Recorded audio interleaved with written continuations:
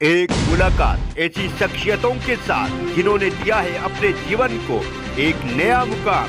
रूबरू कराएंगे ऐसी कुछ हस्तियों के साथ एक खास शख्सियत के साथ मुलाकात जयदेव पटेल के साथ नंबर 1 इंडिया न्यूज पर रात।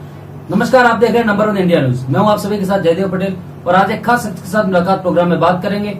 राजस्थान में करौली हिंसा के तनावपूर्ण शांति देखी जा रही है। हालांकि लगातार कोशिश जारी है कि जीवन फिर से पटरी पर लौट के आ सके। 10 अप्रैल तक कर्फ्यू है, प्रशासन चाक चौबंद है और इन सब के बीच सियासी दलों के नेताओं के दौर भी लगातार जारी है। बीजेपी कांग्रेस दोनों के जांच दल जांच भी कर चुके हैं। तो वहीं बीजेपी सांसद किरोड़ी लाल मीणा ने करौली हिंसा के बाद लोगों के पलायन के आरोप लगाए। किरोड़ी लाल मीणा ने 155 लोगों के नामों की सूची मुख्यमंत्री के नाम से जिला कलेक्टर और संभागीय आयुक्त को भेजी है। तो वहीं संभागीय आयुक्त ने पलायन की इन खबरों को इनकार किया है। कई सामाजिक संस्थाओं का दल करौली पहुंचा और सांप्रदायिक सद्भाव और अमन चैन की बहाली की लोगों से अपील की। लेकिन सवाल पर इस बात को लेकर उठता है कि करौली हिंसा के बाद आखिरकार पलायन की पॉलिटिक्स क्यों की जा रही है। इसी पर आज का सवाल है कि करौली हिंसा पर पलायन की राजनीति क्यों और पलायन के दावों में कितनी सच्चाई है। इसी पर चर्चा करने के लिए हमारे साथ दो खास मेहमान जुड़ के जिन्हें आप देख पा रहे हैं, कांग्रेस प्रवक्ता स्वर्णिम चतुर्वेदी और बीजेपी प्रवक्ता अशोक सिंह शेखावत। आप दोनों का बहुत बहुत स्वागत आज हमारे प्रोग्राम में। स्वर्णिम चतुर्वेदी जी, मैं आपसे शुरुआत करता हूं क्योंकि बीजेपी लगातार ये आरोप लगाती है या लगाती आ रही है कि अपनी नाकामी को छुपाने के लिए तमाम तरीके की चीजें बता रहे हैं, कर रहे हैं। तो वही भाजपा सांसद किरोड़ी लाल मीणा ने सीधा आरोप लगाया कि 155 लोग का पलायन हुआ है और उन्होंने चुनौती भी दी है कि जो लिस्ट उन्होंने भेजी है वो गलत है तो उन्हें गिरफ्तार किया जाए। जबकि डीजीपी कह चुके हैं कि पलायन की इन खबरों का कोई आधार नहीं है, निराधार है। देखिए, मैं आपको बताना चाहता हूं जयदेव जी कि राजस्थान में पलायन जैसी तो स्थिति बनती ही नहीं है कभी, क्योंकि यहाँ पे जो करौली शहर है और करौली टाउन, करौली जिला, करौली आसपास ये सारे धार्मिक स्थल है। करौली में कैला देवी मंदिर है और उसके अलावा टाउन है, शहर है। वहाँ पे मदन मोहन जी का मंदिर है। मतलब पूरे देश भर से श्रद्धालु हुआ और एक कहना चाहिए कि यहाँ पे कभी कोई सांप्रदायिक तनाव नहीं हुआ, ना कभी रहा। एक भारतीय जनता पार्टी के नेता है जो अभी इसमें वांछित है, जरूर जल्दी अरेस्ट होंगे। उन लोगों ने वहाँ पे हिंसा भड़काने का प्रयास किया था, प्रयास हुआ था, दंगे तो वहाँ हुए नहीं है। मैं थोड़ा स्पष्ट करना चाहता हूँ। और वो नेता है जो उनकी माता जी खुद तो सभापति रह चुके हैं करौली नगर पालिका के किसी जमाने में, रिश्वत प्रकरण में अरेस्ट हुए थे। उनकी माता जी अभी भारतीय जनता पार्टी के टिकट पर कहना चाहिए प्रधान है। उनकी पत्नी जयपुर नगर निगम ग्रेटर से महापौर है। तो इस तरह के लोग हैं, ये अपराधी हैं जिनको जो बाहर समोरे हैं। पलायन अगर किसी ने किया तो इस तरह के जो हिंसा फैलाना चाहते थे वहां तो उन लोगों ने किया। और जो करौली की स्थिति है, करौली में स्थिति सामान्य है। जिस दिन ये की घटना है 2 अप्रैल की, उसके अगले दिन तो वहाँ पे बोर्ड की परीक्षा हुई थी। करौली के स्कूल खुले थे और बच्चों ने जाकर के आराम से वहाँ दिया था, कोई घटना नहीं हुई। हाँ, हमें ये मालूम है कि लगातार प्री प्लान तरीके से वहाँ पे कहीं भी राजस्थान में ये भारतीय जनता पार्टी के नेता जो हाशिए पर आ चुके हैं।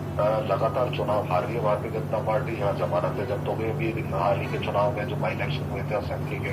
तो ऐसी परिस्थिति में जब हमारी सरकार के खिलाफ इनके पास बोलने के लिए कोई मुद्दा नहीं है तो अपने पांव जमाने के लिए इस तरह की राजनीति कर रहे हैं। दूसरी चीज, जिन किरोड़ी लाल मीणा जी का आपने नाम लिया, किरोड़ी लाल मीणा जी वो है जो लगातार विधानसभा चुनाव हारते जा रहे हैं। एक जमाने में दिग्गज नेता हुआ करते थे भारतीय जनता पार्टी के।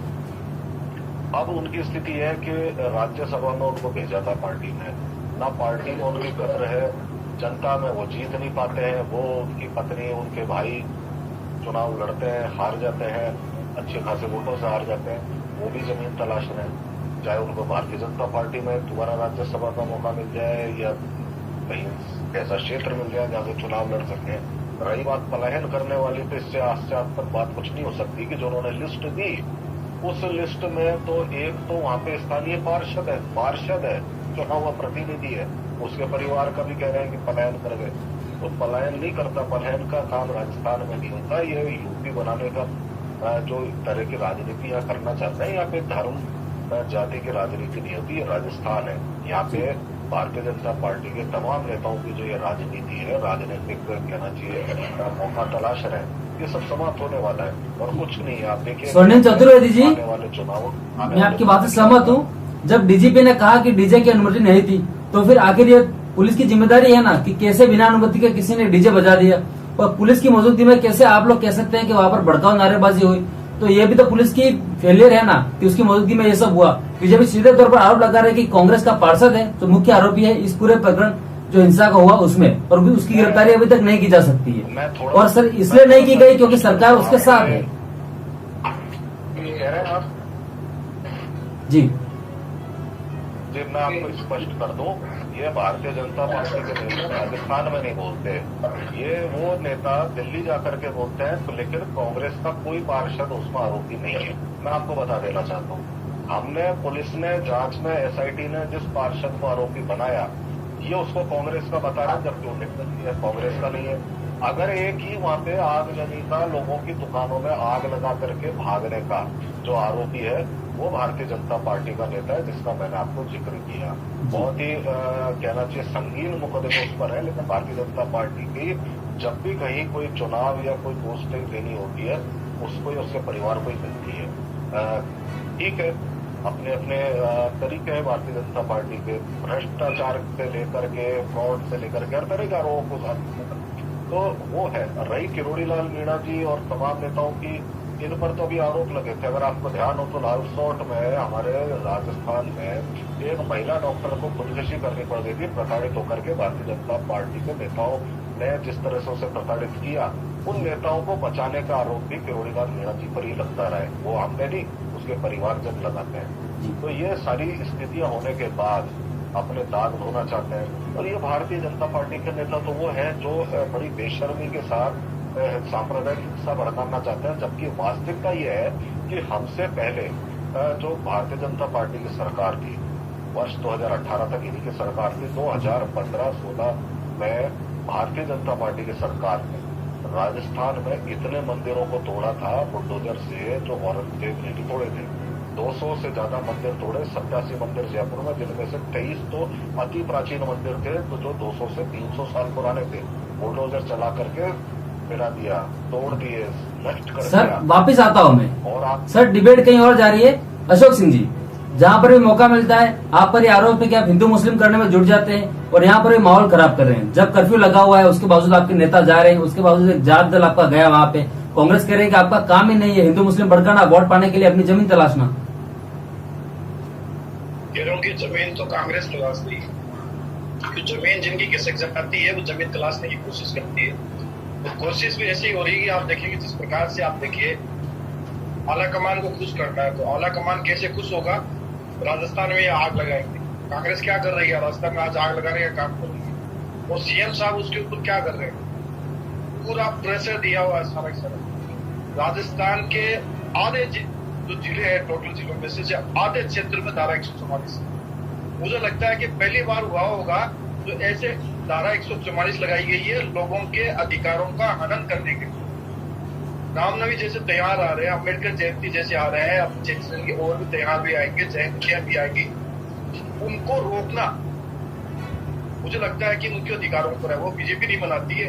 राजस्थान के जो आम लोग हैं, जो हिंदू लोग हैं, वो उस त्योहार को बनाते हैं, उस उत्सव को बनाते हैं, तो उसको रोकने का काम कांग्रेस सरकार करती है। एक तो ये बात है। दूसरा मैं कह रहा हूं कि धारा 144 आप कोटा में कुछ लगाते हो और बीकानेर में लगाते हो, वहां आपने संशोधन क्यों किया और फिर बाद में इन जिलों में लगाते हो? संशोधन करने का काम खत्म हो गया, आप संशोधन कर दीजिए इसको काम। एक तो ये।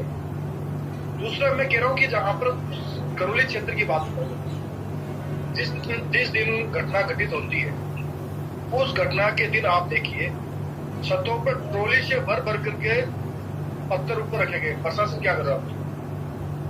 प्रशासन निगरानी का काम था कि ये पत्थर कैसे है। और आज भी मैं कह रहा हूँ सही तरीके से आज कर ले, जब जैसे शहर में करने आप जाकर देखिए रामगंज क्षेत्र के लिए, वहां आपको पत्थर ट्रॉलियां भरी हुई मिल जाएगी, लोगों के घरों में अवैध हथियार मिल जाएंगे, लेकिन सरकार की हिम्मत नहीं है जाकर के उनको चेक कर लिया। और पत्थर कहां से आ रहे थे? ऊपर से आ रहे थे। ऊपर कौन थे?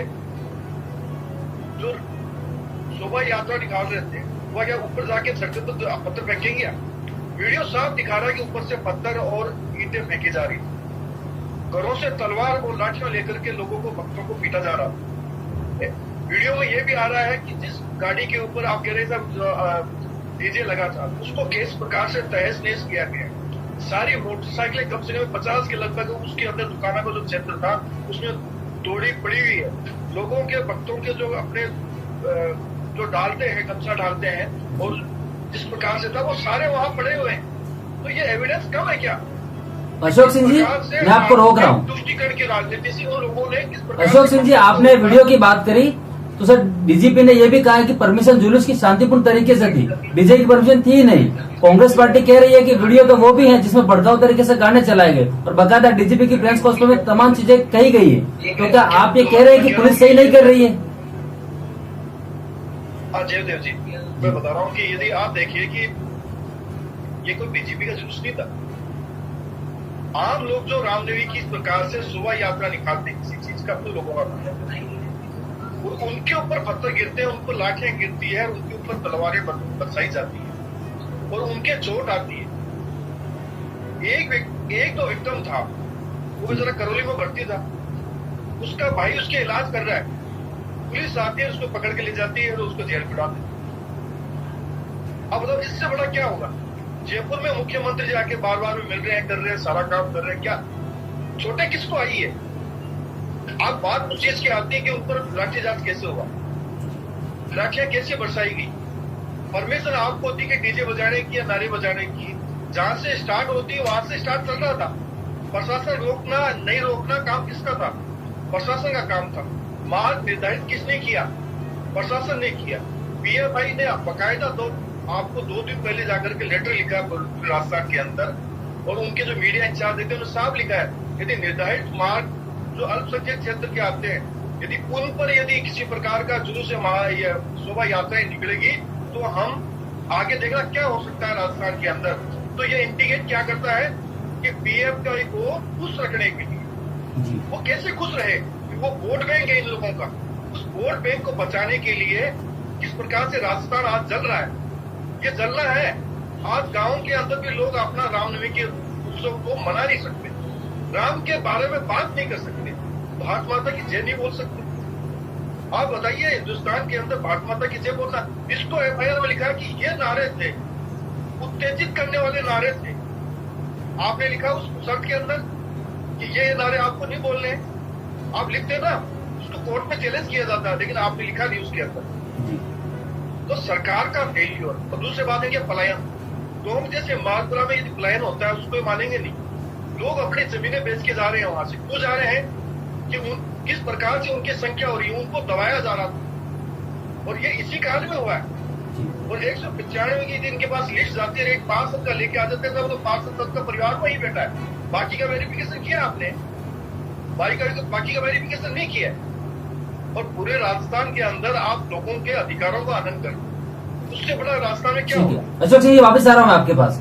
सोनम चतुर्वेदी जी, बीजेपी के तमाम नेता सवाल पूछ रहे हैं कि आप करौली की घटना है, उसके बाद बाकी शहरों में, बाकी जिलों में धारा 144 कहीं मई तक लगी है तो कहीं जून तक लागू कर रहे हैं, क्योंकि आज रामनवमी है, आगे अम्बेडकर जयंती आने वाली है, उन लोगों को क्या कसूर है जो मनाना चाहते हैं, ईद भी आने वाली है, वहां पर क्यों लागू कर रहे हैं पहले से धारा 144? क्या पुलिस का कानून व्यवस्था कायम रख पाने में सक्षम नहीं है? ये सीधा सवाल है।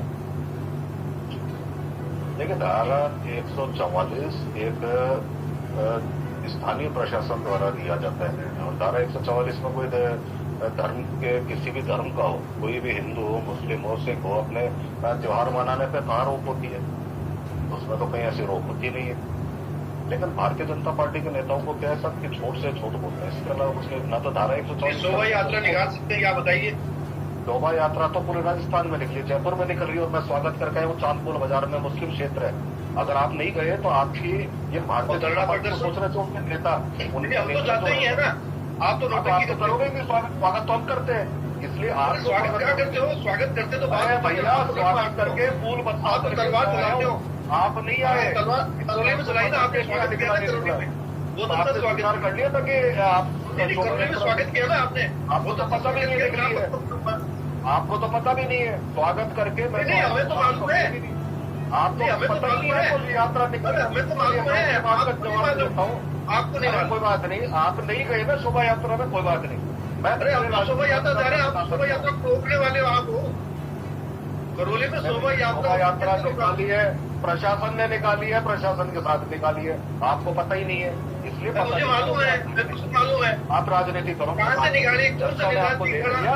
आप एक एक सर, एक एक करके स्वर्णिम जी अपनी बात पूरी कीजिए। राम का नाम नहीं ले सकते। अशोक जी वापिस आ रहा हूँ मैं आपके पास। आपने एफआईआर में लिखा है करो। स्वर्णिम जी, नहीं ले सकते। स्वर्णिम जी अपनी बात पूरी कीजिए। राम नाम का नाम, अरे राम नाम तो राम नाम के नारे नहीं लगा सकते। राम का मतलब नाम का, वो आपने एफआईआर में लिखा, पुलिस ने लिखा है। ये क्यों लिखा बता दीजिए आपको। समय के अभाव में आप दोनों को मुझे यही रोकना पड़ेगा। आप दोनों नंबर के लिए समय निकाला, उसके लिए आपका बहुत बहुत धन्यवाद। हमारे साथ जुड़े रहे, शुक्रिया।